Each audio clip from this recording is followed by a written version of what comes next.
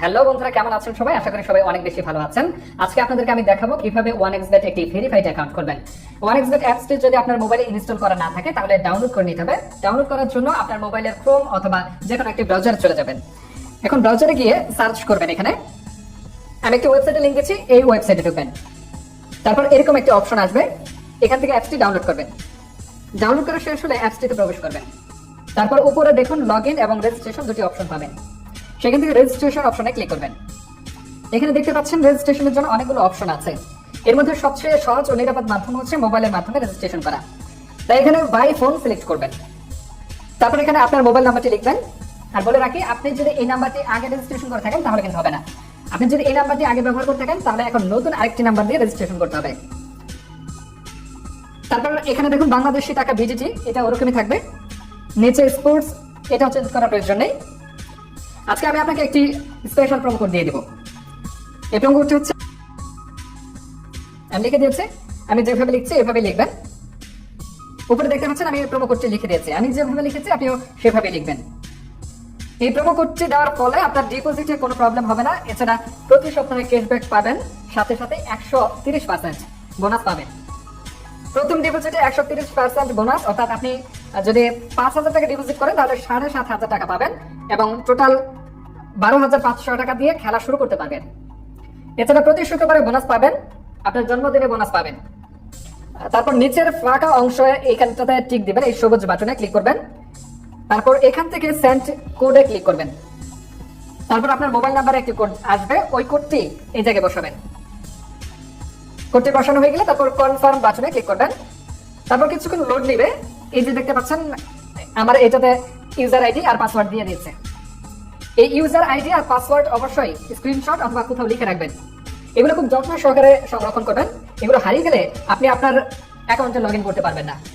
এই জন্য একটু যত্ন সহকারে এগুলো লিখে রাখবেন অথবা স্ক্রিনশট দিয়ে রাখবেন। তারপরে এখানে নেক্সট বাটনে ক্লিক করবেন। তারপর লগ ইন অপশনে ক্লিক করে অ্যাকাউন্টে লগ ইন করবেন। এখন অ্যাকাউন্টটি ভেরিফাই করতে হবে, এর জন্য নিচে এই জায়গাটাতে ক্লিক করবেন। তারপর উপরে দেখতে পাচ্ছেন মেন আইকন, এখানে একটা ক্লিক করে দিবেন। তারপর নিচে চলে আসবেন। নিচে আসার পর দেখতে পাবেন পার্সোনাল প্রোফাইল। এই পার্সোনাল প্রোফাইলে ক্লিক করবেন। তারপর ফিল ইন পার্সোনাল ডাটা, এখানে ক্লিক করবেন। তারপর আপনার সামনে এরকম একটা ফর্ম আসবে, এটা ফিল আপ করতে হবে। এখানে আপনার নামের প্রথম অংশটি লিখবেন। তারপর এখানে আপনার নামের শেষ অংশটি লিখবেন।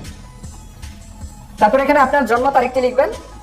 এর জন্য প্রথমে সাল সিলেক্ট করে নেবেন, তারপর মাস, তারপর তারিখ লিখবেন। তারপর আপনার আইডি কার্ড অনুযায়ী প্লেস অফ বার্থ, অর্থাৎ আপনি কোথায় জন্মগ্রহণ করেছেন তা লিখবেন। তারপর এই রিজিয়নে সিলেক্ট করে এখান থেকে বাংলাদেশ সিলেক্ট করে দেবেন। তারপর এখানে সিটিতে ঢাকা সিলেক্ট করবেন। তারপর রেসিডেন্স অ্যাড্রেসে আপনার জেলাটি লিখে দেবেন। তারপর ডকুমেন্ট টাইপ সিলেক্ট করে এখান থেকে ন্যাশনাল আইডি কার্ড সিলেক্ট করবেন। তারপর এখানে সিরিজের ঘরে 1 লিখে দিবেন। ডকুমেন্ট নাম্বারের এখানে আপনার এনআইডি কার্ডের নাম্বারটি বসাবেন। আর আপনার যদি এনআইডি কার্ড না থাকে তাহলে এখানে আপনার মোবাইল নাম্বারটি বসিয়ে দিবেন, কোনো সমস্যা হবে না এটা মোবাইল নাম্বার দিলে। তারপর এখানে ডেট অফ ইস্যুর জায়গায় ভোটার আইডি কার্ডের উল্টো পাশে দেখবেন ডেট অফ ইস্যুর একটা ডেট দেওয়া আছে, ওইটা বসিয়ে দিবেন।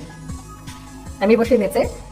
তারপর এখানে ইস্যুড বাই এর জায়গায় বাংলাদেশ গভর্নমেন্ট লিখে দিবেন। তারপর দেখবেন সব ঠিক আছে কিনা, ভালো করে একটু চেক করবেন যে সব ঠিকঠাক আছে কিনা। তারপর নিচের এই কনফার্ম বাটনে ক্লিক করে দিবেন। তারপর একটু ওয়েট করুন। এই যে দেখতে পাচ্ছেন অ্যাকাউন্ট ভেরিফিকেশন সাকসেসফুল হয়ে গেছে।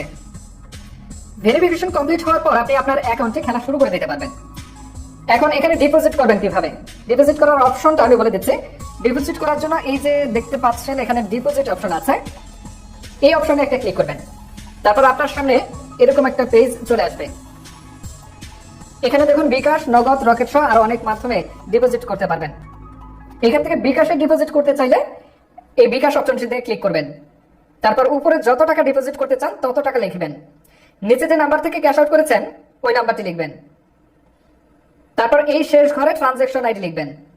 বিকাশে ক্যাশ আউট করার পর একটা ট্রানজ্যাকশন আইডি পাবেন, ওই ট্রানজ্যাকশন আইডিটা এখানে বসিয়ে দেবেন। আর এই যে নিচে এই নাম্বারে ওদেরকে ক্যাশ আউট করতে হবে। এখানে এক এক সময় এক এক নাম্বার দেওয়া থাকবে, যখন যে নাম্বার দেওয়া থাকবে তখন সেই নাম্বারেই ক্যাশ আউট করতে হবে। এই ছিল আজকের ভিডিও। আশা করি আমাদের আজকের ভিডিওটি আপনাদের অনেক বেশি উপকারে আসবে এবং আপনারা এই অ্যাপসটির মাধ্যমে বেকারত্ব দূর করতে পারবেন। আমাদের পরবর্তী ভিডিও দেখার জন্য অবশ্যই আমাদের চ্যানেলটি সাবস্ক্রাইব করে বেল বাটনটি ক্লিক করে রাখুন। ধন্যবাদ সবাইকে, ভালো থাকবেন, দেখা হবে পরের ভিডিওতে।